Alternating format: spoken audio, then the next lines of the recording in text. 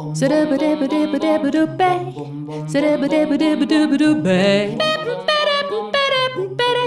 picante. Sergio Fajardo, bienvenido. Antonio, tiempo sin verte, hombre. Bienvenido al Café Picante. Mucho gusto, muchas gracias. ¿Cómo está usted? ¿Cómo se siente en Bogotá? Bien, contento. Yo viví mucho tiempo acá. 20 y pico de años, ¿no? 25 años contados, 25 años de mi vida aquí en Bogotá. Yo llegué de 17. ¿Y está dispuesto a volverse para Bogotá? Claro que sí. ¿A la séptima con séptima? Estoy preparado, ya tengo ubicado muy bien las cosas, la ruta que se debe seguir, en fin, todo eso está bien. Ah, sí. Estoy preparado. En la casa privada y entonces todo este tipo de sitios. Yo nunca he entrado a la casa privada, pero voy a buscar en Google bien para ir ubicando las cosas. Me queda un poco berraco decirle doctor Fajardo, ¿le puedo decir Sergio? Sí. Sí, está bien. Bueno, Sergio, una sorpresa en las encuestas, la más reciente, la de Bamer Gallup, en la cual usted de repente se trepa al primer puesto de favorabilidad para la presidencial del 2018. Los demás quedan más o menos en una estabilidad que se venía previendo. ¿A qué le sabe eso? ¿Usted qué tanto pues le tiene fe a las encuestas, a esas fotos? Son fotos, Antonio. Yo soy matemático. Sí. Y las encuestas, a mí siempre me gusta decir, son algo de magia. A mí me parece extraordinario que uno le pregunte a 1.500 personas en Colombia y con esa información que dan 1.500 personas pueda hablar de cerca de 50 millones con un margen de error muy pequeño. Eso es mágico. Pero ahora, ¿por qué magia? ¿Es porque duda? Sí. No, magia porque muestra algo muy potente, que son las matemáticas. Esto tiene un teorema de matemáticas que está detrás, Sí. que le dice a usted que eso es verdad. Entonces, esto no es porque a alguien se le ocurrió y esto es, sino esto tiene una fundamentación matemática en la probabilidad, el teorema del límite central, para que sea más preciso. Yo sé probar el teorema del límite central, yo he dado clases aquí, en la Universidad de los Andes, que era el lugar donde yo viví una buena cantidad de tiempo. Perdóneme, Sergio, ¿usted es el límite central de la política? Por lo Pues, central, sí. Puede ser, es la figura de la campana, entonces aquí en qué parte estamos. Ajá. Pero cuando digo esto, Antonio, es por decir, yo creo en las encuestas, pero para que esa magia sea verdadera magia, hay algo que se llama ¿dónde escoge la muestra?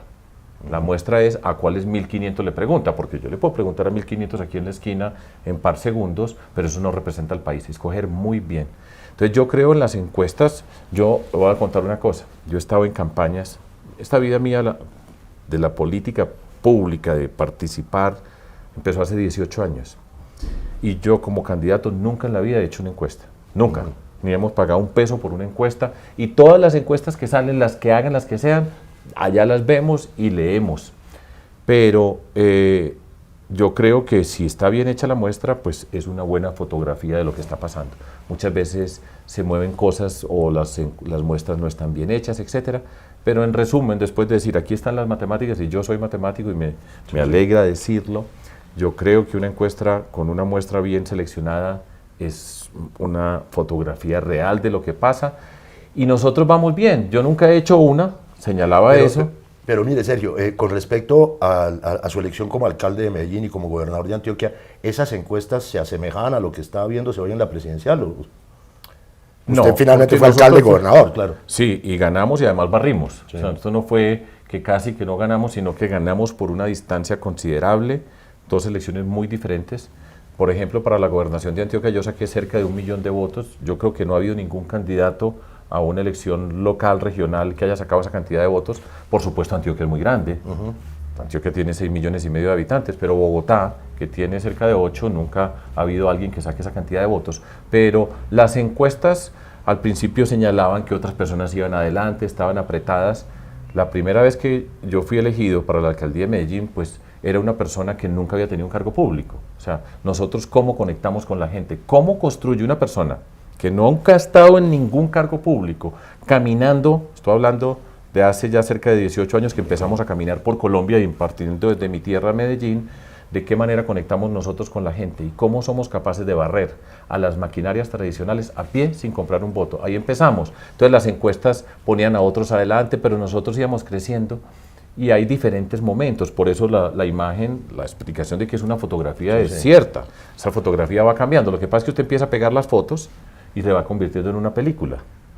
Es como usted, aquí, Claro. aquí y acá. Entonces vamos bien. Nosotros ya después para la gobernación siempre iba adelante, ya cuando gané la elección como gobernador, yo ya había sido alcalde.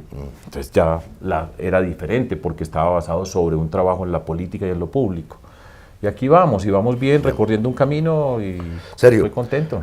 Usted está metido, en el mejor sentido de la palabra, en una alianza con Claudia López del Partido Verde, con Jorge Robledo del Polo, y usted, una alianza programática de cierta manera, táctica también, en la cual uno ve cosas un poco raras. Por ejemplo, Jorge Robledo es un marxista-leninista, maoísta, con principios fundamentalmente de izquierda. Yo no sé qué tan extrema se podría categorizar eso. ¿Cómo ve usted ese ensamble hoy? Y por el otro lado, ¿quién más cabe ahí? Ok, bueno, lo primero, nosotros arrancamos con un punto en común, que está por fuera de cualquier, digamos, visión ideológica o política en particular, que es la lucha contra la corrupción y el clientelismo. Y no es muy fácil encontrarse personas que tengan eso como un principio fundamental de su actividad política y pública. Ellos han sido congresistas, yo he gobernado, he sido alcalde, he sido gobernador, nos hemos sacado las mejores notas y yo lo digo con orgullo. Yo como gobernante he manejado, para ponerlo a pesos de hoy, cerca de 40 billones. Cuando digo he manejado es que siendo alcalde, cuáles son los presupuestos, qué empresas se manejan, igual es la gobernación. Entonces, eso es como la sexta parte del presupuesto nacional, ¿no? Por ahí. Más o menos. Y es una cantidad muy grande de recursos, y esa es la experiencia nuestra, es cómo llegar a cómo ganar unas elecciones, cómo gobernar y cómo demostrar que se gobierna haciendo realidad todo lo que estamos diciendo. Nos encontramos entonces tres por diferentes caminos y tenemos un punto en común indiscutible. Ahora, para poder consolidar la alianza, y estamos haciendo un esfuerzo para hacerla, hay unas personas en nombre nuestro que están discutiendo, nosotros tenemos que ser capaces de llegar a decir, esta es la propuesta, ¿sí? Y entonces, con Jorge Robledo, y yo lo he contado muchas veces, sí, el polo democrático a mí nunca me bajaba de neoliberal, que usted sabe que en la izquierda es el insulto. Cuando usted dice, no, este es neoliberal. Es fuertecito, sí, es como el otro lado que le digan a uno mamerto. Exacto. Entonces, ¿o cómo es que nos dicen, Julieta? ¿Cómo les dicen? Resentidos. Bueno, entonces, a mí, por ejemplo, del polo me decían neoliberal. O sea, eso no es un elogio, pues, ni mucho menos. ¿Y usted es neoliberal o no? No, yo no soy neoliberal. De hecho, para que empecemos, nos desviamos un segundito de la alianza, pero yo digo esto, nosotros desde hace 18 años, y Macron estaba chiquito. El presidente francés. Sí. El presidente francés, nosotros rompimos con esa forma de estar clasificando izquierda, derecha, en esa clasificación que para mí, Antonio, o sea, ojo pues a lo que le voy a decir. ¿Cree que tiene frutos eso de la muerte de las ideologías y desbastar el camino y decir yo no soy nada en esa polarización? No, es que eso no quiere decir, el que uno no diga que yo soy de izquierda o derecha no quiere decir que no sea nada. Es que ese es el error. Esos términos. En esos términos. Entonces yo le voy a decir que es lo que hemos hecho, porque hace rato rompimos con eso. Porque habitualmente lo que pasa es etiqueta, Antonio Morales, izquierda. Entonces, Julieta, derecha. ¿Sí? Y entonces ya de ahí en adelante no se puede hablar, porque usted está encasillado. Entonces esto es lo que pone, es una casilla que encierra y que no permite discutir sobre el otro. Y eso en Colombia se traduce en violencia también, ¿no? Que ha sido permanentemente la polarización en Colombia, que pasa por eso, la que están buscando ahora es derecha-izquierda, para revivir para mí algo obsoleto, que ya voy a explicar por qué. Y entonces en Colombia eso se profundiza, empieza por la agresión, muchas veces la agresión verbal, y en la historia nuestra nos muestra cómo esa se convierte en violencia física. Eso es parte de lo que nos ha pasado a nosotros. Entre otras, esa es una de las razones que yo digo, nosotros no podemos polarizar a Colombia, en ese sentido. Pero ¿cómo hace usted para unirse con un anticapitalista como Robledo? Porque eso sí lo es. Vamos a hablar, pero le voy a decir primero, no nos desviemos. Entonces, desde hace rato rompimos con izquierda, derecha y todas esas categorías. Yo creo que son obsoletas. Yo personalmente creo que son obsoletas, pero es discutible. Claro. Pero lo que nosotros, ¿cómo trabajamos nosotros entonces? Nosotros tenemos un conjunto de principios, unos principios básicos sobre los cuales describimos ese grupo que nos juntamos en Medellín hace 18 años, que había personas de ONGs, de organizaciones sociales, del mundo académico, que es el mundo original mío, de donde yo vengo, el mundo de la cultura, algunas personas de la empresa, del emprendimiento, y dijimos, ¿nosotros qué compartimos? Y señalamos unos puntos básicos acerca de qué compartimos.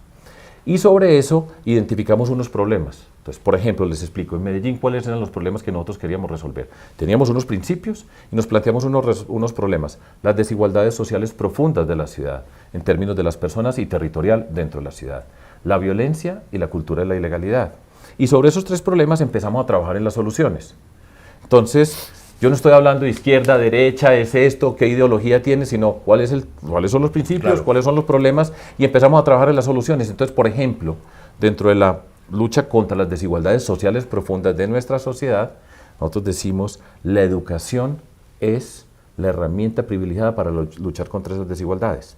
Y sobre eso construimos un proyecto político. Entonces, de izquierda, derecha, yo le puedo hablar a otra persona, usted es conservador y yo le puedo explicar esto. Entonces rompemos, podemos Sergio, hablar, pero, comunicar. Pero aún así, evidentemente, uno no se puede apartar pues, de las confrontaciones, de los antagonismos. Y yo le preguntaría hoy, viendo usted dónde está y cómo se están dando ciertos acercamientos, por ejemplo, se está diciendo que Vargas Lleras va a terminar en manos de Uribe. Problema de ellos. Usted, desde su punto de vista, si se corona de alguna manera esta alianza que ustedes están manejando, ¿cuál es su adversario fundamental para el 2018? No me vaya a decir que la corrupción no, estamos hablando de políticos, estoy de hablando, gentes, sí, claro, es Uribe, y yo es le de voy la a- calle, ¿es quién? Y le voy a explicar porque Hágale, además este pues. es un buen lugar y yo sé con quién estoy hablando, un viejo amigo, y ya sé a quién le estoy hablando y me gusta esta conversación. Pero entonces lo primero que yo quiero señalar dentro de todo esto es, uno de los principios es, nosotros estamos hablando sobre temas, sobre propuestas, no lo convertimos en temas personales. Yo nunca hablo de otros, nunca. Entonces hay gente que dice, no, le falta valentía. Es que aquí sí hay que, el valiente es el que insulta al otro y aquí está la raya y crúcela y entonces Uribe usted está... Le oye en la cara, marica. Entonces, por ejemplo, o cualquier otro tipo de cosa, le dice, esa no es la valentía mía. Si es el que van a escoger para presidente, no me escojan a mí. Ahora, es otra discusión acerca de qué piensa. Entonces yo estoy a favor del acuerdo de paz. Eso descarta que usted pueda tener cercanía alguna con Marta Lucía Ramírez, con Uribe, con Ordóñez. Por ejemplo, pero entonces discutimos sobre el acuerdo de paz y yo explico por qué. Entonces, ¿qué soy? Entonces, si yo estoy a favor del acuerdo de paz, ¿qué soy? Santista, no. Yo no soy santista. Fariano, Tampoco.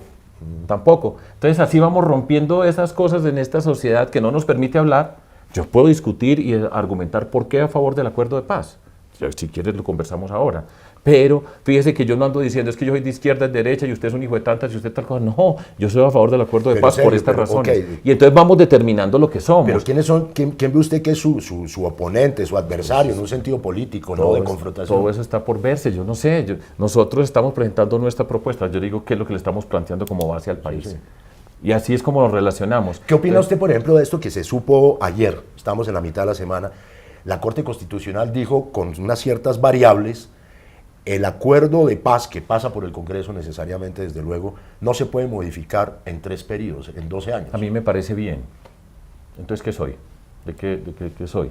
Me parece bien. Ahora hay que entender bien qué significa lo que presentaron. Que en el Congreso le pueden dar machete a eso también, ¿no? Por eso, entonces, hay todavía un margen de interpretación. Recuerde que estamos hablando de unos temas que pasan por una Corte Constitucional, una cantidad de abogados empiezan a referirse qué significa. Bueno, todavía estamos en el proceso de asimilar qué fue lo que se dijo, Ajá. pero en términos generales a mí me parece bien, que significa hay que darle una estabilidad a lo que vamos a construir, cómo tenemos un acuerdo de paz. No hace parte de la Constitución colombiana, también me parece bien, pero tiene un tratamiento especial en ese contexto, me parece bien. Le pregunté, yo se nos quedó en el tintero, ¿quién más cabe en su alianza? O en Primero- la alianza que ustedes van sí, a conformar. Lo primero que tenemos que hacer es organizarnos nosotros, porque la alianza no está terminada. Y con Jorge Robledo, con quien me he entendido muy bien, yo nunca había conversado en mi vida con Jorge Robledo. Y empezamos por Es conversar. mucho más simpático de lo que uno cree, ¿no? Robledo. A mí me ha parecido muy simpático, es un señor serio. Es casi tan querido. simpático como Petro. Y yo soy bastante simpático. ¿Cómo me pones a mí dentro de... Ustedes No, que me usted- dicen que me están Usted, imitando y no sé usted qué casi cosa. que entra dentro de la categoría de la bacanería, pues Ok. no es que tengamos cercanías ideológicas, pero un bacán sí es, eso sí, ¿para qué? Ok. Bueno, entonces... Pero bueno, entonces primero nos tenemos que organizar nosotros. Ahora, miren los problemas que estamos enfrentando.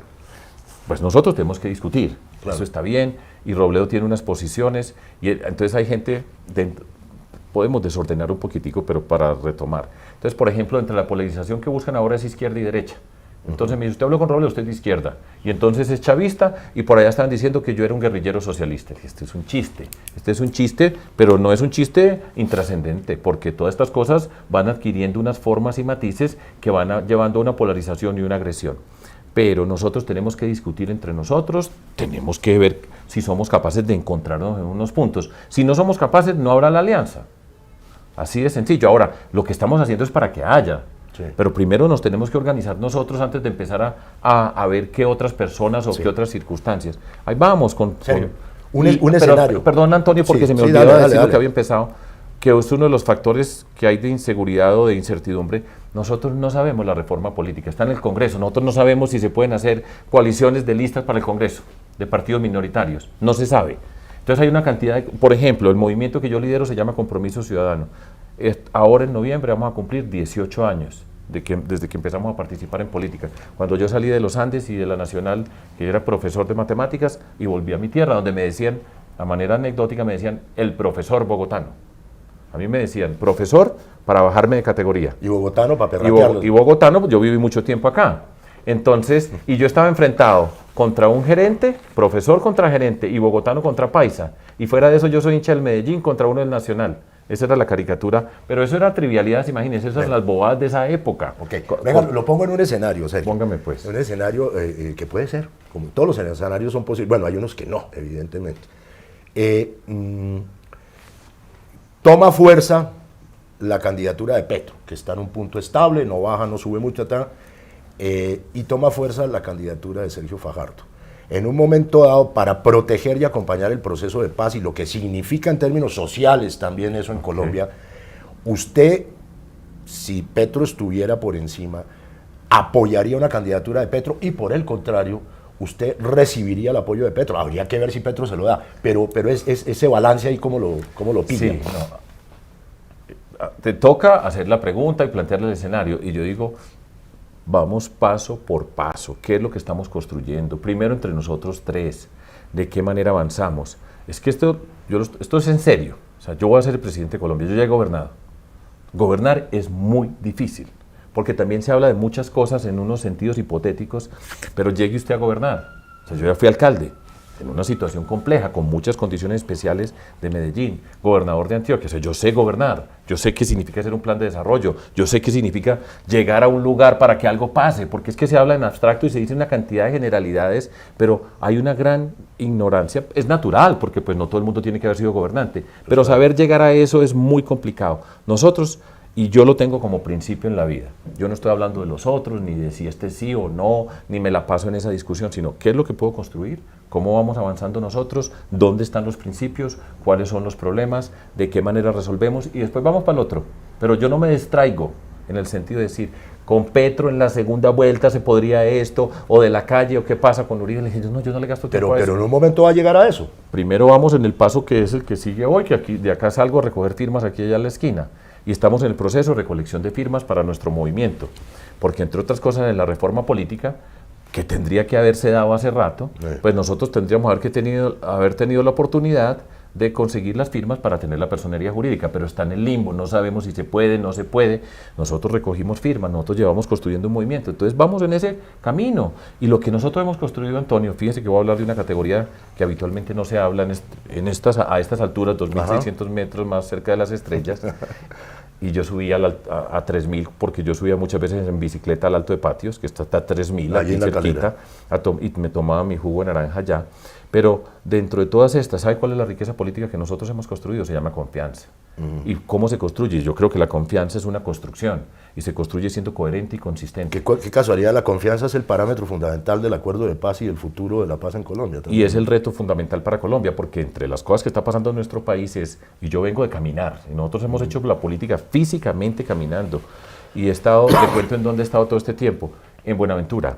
Estoy hablando de recolección de firmas, sin hacer toda la historia de todo lo que he caminado toda la vida. Buenaventura, Cali, Manizales, Pereira, Barranquilla, Cartagena, Santa Marta, San Andrés, Providencia, Santander de Quilichao, Popayán, Ibagué, Bucaramanga, Cúcuta, Arauca, Pamplona, Chinacota, en Bogotá, en diferentes partes, en Medellín. O sea, yo he venido recorriendo este país, y el gran problema que tenemos nosotros hoy, o la consecuencia de lo que tenemos, y lo que tenemos, que yo veo hoy, es la indignación profunda con la corrupción en todas partes de Colombia, la polarización creciente en nuestro país, que arranca Santos, Uribe, sí, no, y tengo muchas observaciones acerca del proceso, el cual yo apoyo, pero tengo observaciones, derecha e izquierda, la que quieren montar ahora para polarizarnos, y esa polarización siempre lleva al miedo y la rabia, y el cansancio. Hay un país que está agotado desde las regiones con el centro, hay una desafección muy grande desde las regiones con ese poder central que representa el gobierno nacional, hay mucha distancia, malestar, y la cuarta es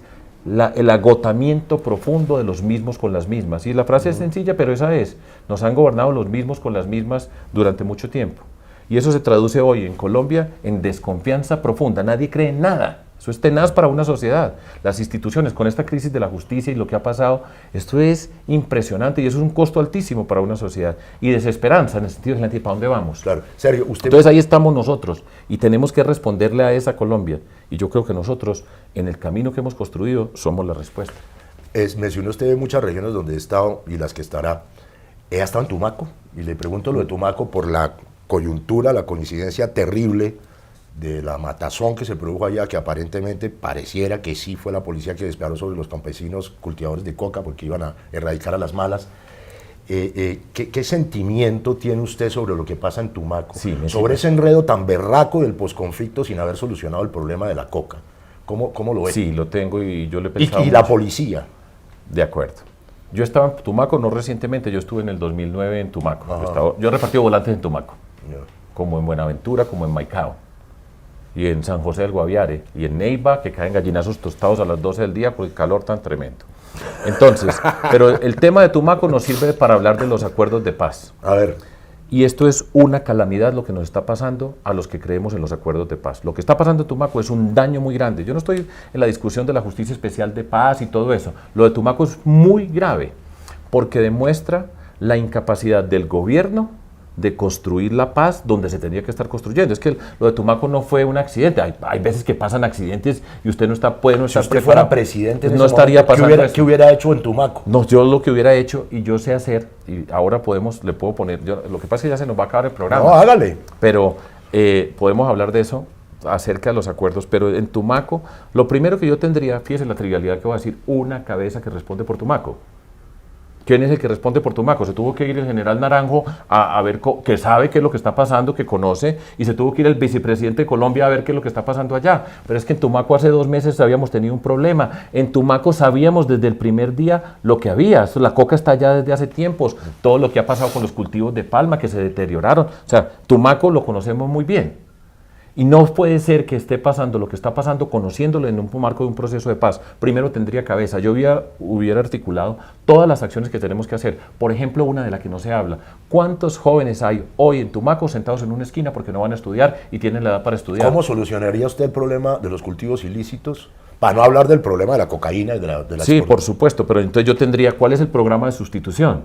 Ahora, sustitución, pero cada quien puede hablar de sustitución de una manera, pero yo pondría ya cómo está el Ministerio de Agricultura, cuál es el encadenamiento productivo, cuáles son los que vamos a trabajar. Cada semana habría seguimiento, estaríamos presentándole al país, vamos en esto, quiénes están participando, dónde están las disputas, pero eso se puede hacer, se puede articular, esto no es tan difícil, es muy complicado, es muy complejo, pero si usted se sienta y está dispuesto a resolverlo y sabe cuáles son las componentes, mira, hay un problema de sustitución de cultivos acá, esta banda criminal está aquí, la policía tiene que estar acá, en unos contextos de esos, por ejemplo, hay que estar rotando los policías cada cierto tiempo, porque si se quedan mucho tiempo allá y están en que se ha hecho en otros, cuando Pablo Escobar, por ejemplo.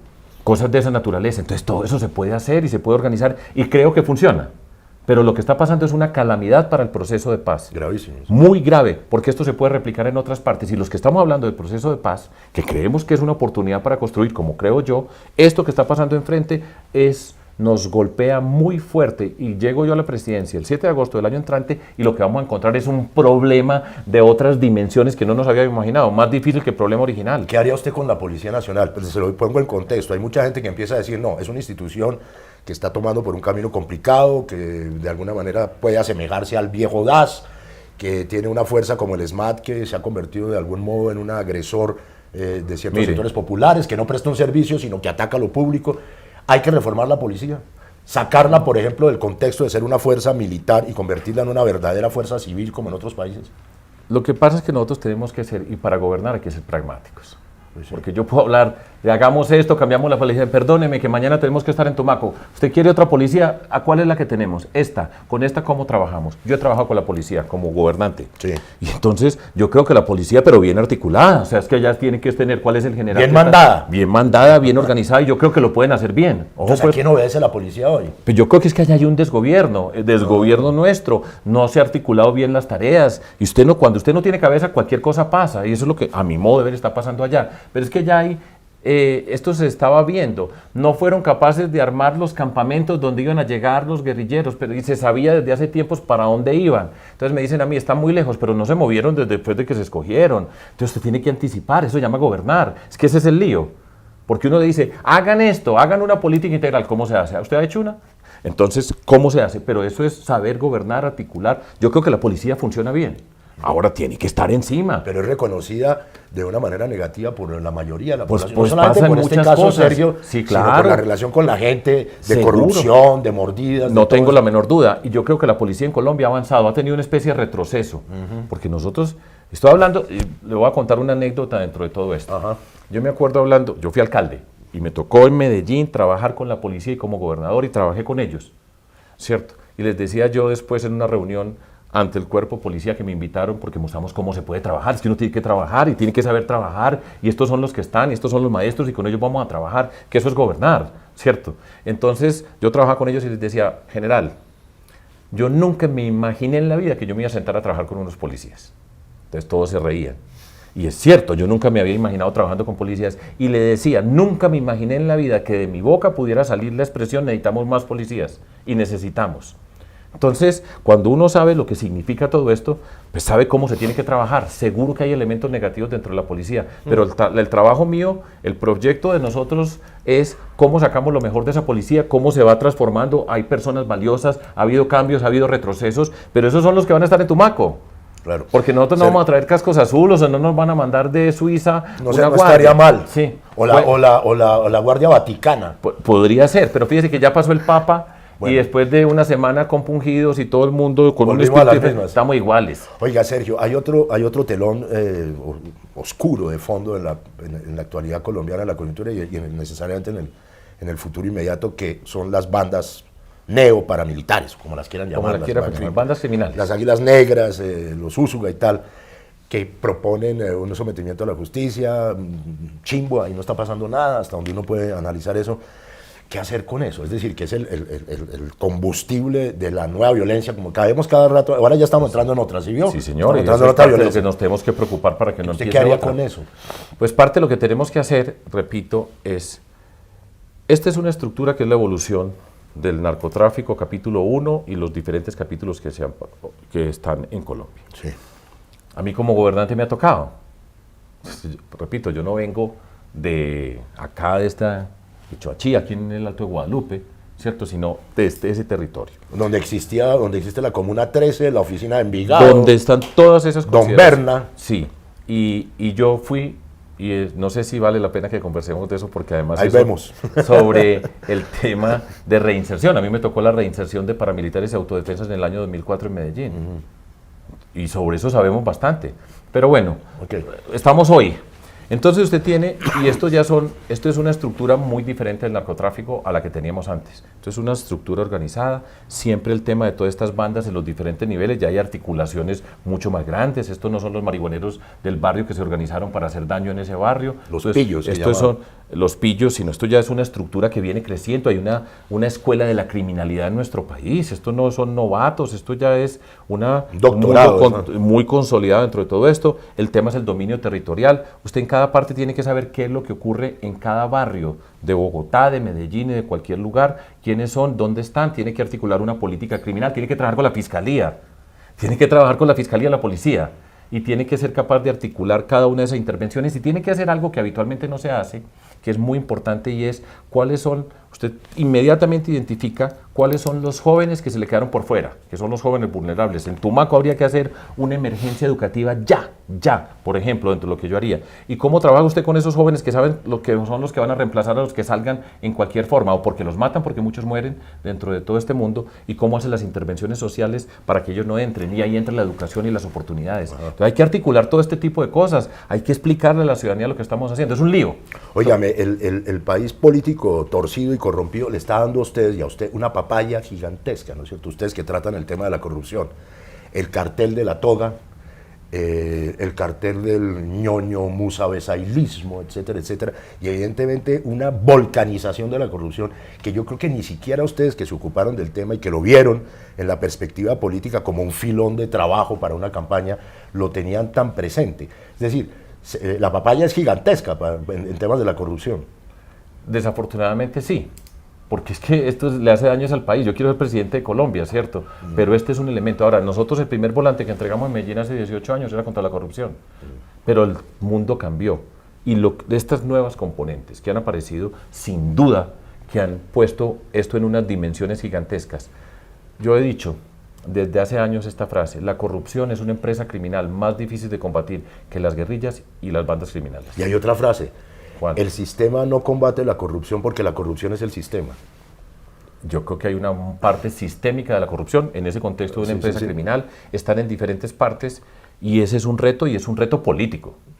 Porque, por ejemplo, mire lo que va a pasar con nosotros en el tema de la corrupción. Usted va a ver a los más corruptos de los corruptos encabezando la lucha contra la corrupción o pretendiendo encabezarla.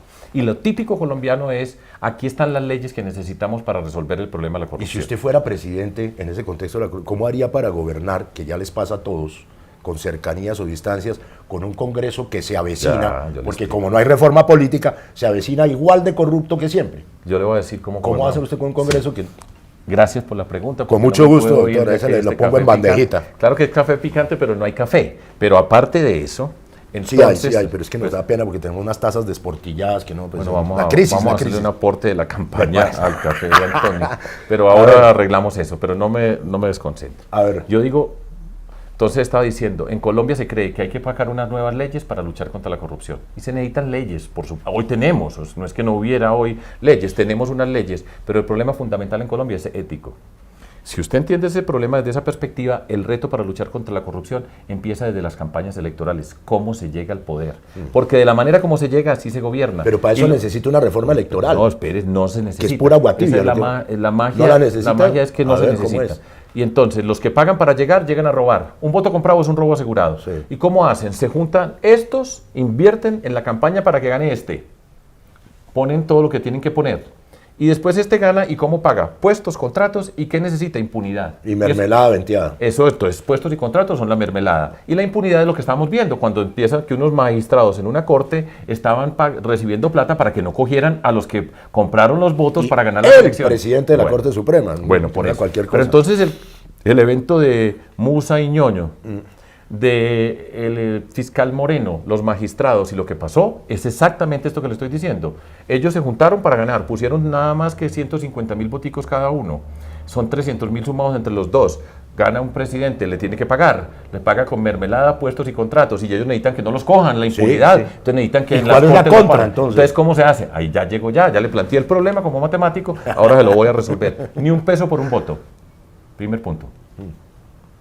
Ni un peso, pero entonces cuando yo digo ni un peso, es que yo no... En su campaña, pero en las otras... pero es que estoy hablando, yo soy el que va a quedar de presidente, yo no estoy... Estamos enfrentándonos a eso. ¿Está seguro de eso, que va a ser presidente? Eso es lo que estamos haciendo. Y a mí me decían, imposible ser alcalde de Medellín, y mire que está hablando con el exalcalde de Medellín. Y imposible ¿Será ser que me toca votar por usted en la segunda vuelta? Yo lo veo votando por mí, lo veo. Pero bueno, no nos preocupemos por eso, vamos, vote por quien quiera en la primera vuelta, pero después hablamos. Pero entonces, ni un peso por un voto. Y después, cuando usted llega al poder, usted no tiene que llegar a repartir ni un puesto ni un contrato para un congresista, ni uno. ¿Eso a quién hay que reforma constitucional? Nada, eso es una decisión política. Entonces me dicen, no, eso no es posible. Es utópico. No es. Los críticos dicen eso. Sí, eso es una utopía, es que tiene que ayudar, que tiene que ser. Entonces, usted allá el pragmatismo del poder le va a tocar conciliar. Sí, le toca, porque es que este es buenísimo, pero allá les toca con este. Mire, vamos a la historia. Yo fui alcalde de Medellín. Primero, ganamos sin pagar un peso por un voto. Ni uno. Llegamos al Consejo de Medellín, teníamos 2 de 21, nosotros no hicimos coalición, a todos los concejales, ni un puesto ni un contrato con ninguno, pero, y aquí viene el pero, que es la diferencia, y así lo vamos a hacer en el país, le dijimos, señor concejal, ¿usted qué intereses representa? ¿Usted qué quiere aportar a esta ciudad? No tiene ni un puesto ni un contrato, ¿usted quiere participar? Yo lo voy a respetar y lo voy a reconocer a usted, y vamos a discutir sobre la ciudad. Eso dice, no, es utópico. Le dije, pues se puede. Así lo hicimos. Nosotros conseguimos que todos nuestros proyectos nos aprobaran en el Consejo de Medellín, sin un puesto y un contrato, respetándolos a todos y cada uno de ellos. Y con ellos, que me podía haber dicho lo que quisiera durante la campaña, pero cuando estamos aquí le dije, estas son las reglas. Yo no voy a hablar de usted qué hizo o no hizo, sino cuando estamos juntos nos vamos a comportar de esta manera. Y a usted lo voy a respetar. Funciona. Después, Asamblea Departamental de Antioquia. Lo mismo. eran 26 diputados, 3 de 26, no hay puestos, no hay contratos, escojan a la contralora que quieran. Nosotros no escogemos al contralor, que eso es lo primero que buscan para que los cubra con lo que se van a robar en el nivel local. Nosotros dijimos, vamos a trabajar. ¿Por qué intereses representa usted? ¿Qué hicimos? Nos aprobaron nuestro plan de desarrollo y todos los proyectos lo aprobaron. Y respeté y lo reconocí a todos. Cumplimos las reglas. Y de esa manera se puede gobernar. Entonces, con los congresistas, ni un puesto ni un contrato, me van a decir de todo. Miren, esta campaña me va a decir narcotraficante, paramilitar, guerrillero, corrupto, lo que usted quiera. Todo eso me lo van a decir, todo el tiempo. Y entre más le digan, mejor para usted, de alguna manera, ¿o no? Pues yo quisiera que esas cosas no fueran, porque yo no le digo nunca a una persona de esa, y yo la trato de otra manera a todo el mundo, como estamos haciendo acá. Ahora, estamos elegidos, congresista. ¿Usted qué representa? Usted es del Huila, ¿cierto? ¿Qué representa para Y el dele Huila? con el Huila, pero ¿cuál es su obsesión con el Huila? No, el Huila, porque además el Huila me encanta a mí. Yo conozco Ella el es del Huila. Tú eres del Huila, pero entonces le voy a explicar por qué. Porque el Huila es un paraíso por descubrir. El Huila es un sitio extraordinario de Colombia. De los sitios que se debe beneficiar de un acuerdo de paz es el Huila. Y en el Huila ganó el no con el cerca del 75%. Sí, claro. Y entonces, pero fíjese cómo se hace para construir en el espíritu de lo que yo hago en política. Yo estoy a favor del acuerdo de paz por el sí. Y yo llego al Huila y gana el no. Entonces, ¿qué le tengo que decir a la gente del Huila? Hijo de tantas que ustedes votaron por el no, no. Porque en el Huila, usted tiene que entender, en el Huila tienen miedo, tienen rabia, tienen mucha Se desconfianza. mamaron la guerra a unos por eso. niveles Entonces, tremendos. esa gente está en esa condición y vota por el no. Entonces, ¿qué les digo yo a ellos? No quiero saber nada de ustedes porque yo voté por el sí. No, yo entiendo que usted tenga esa rabia.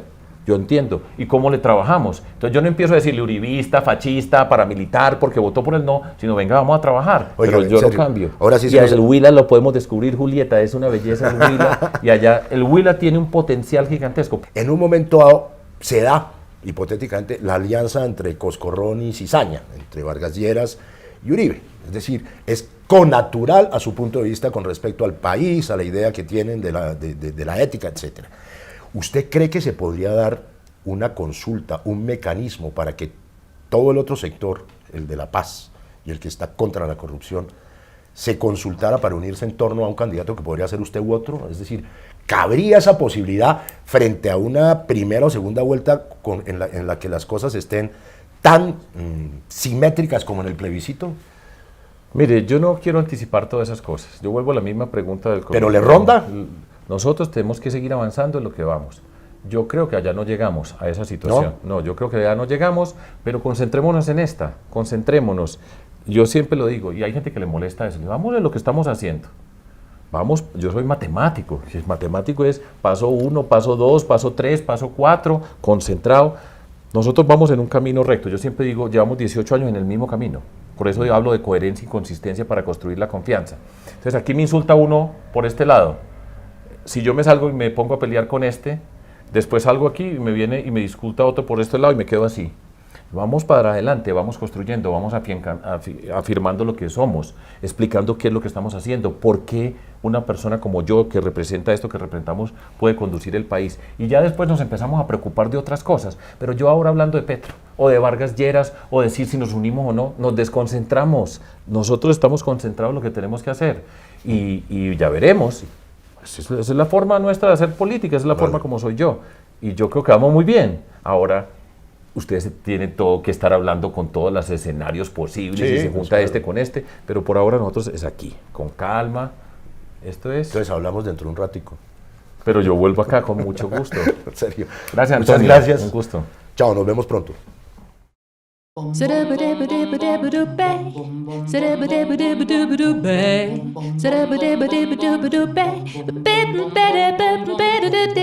Shut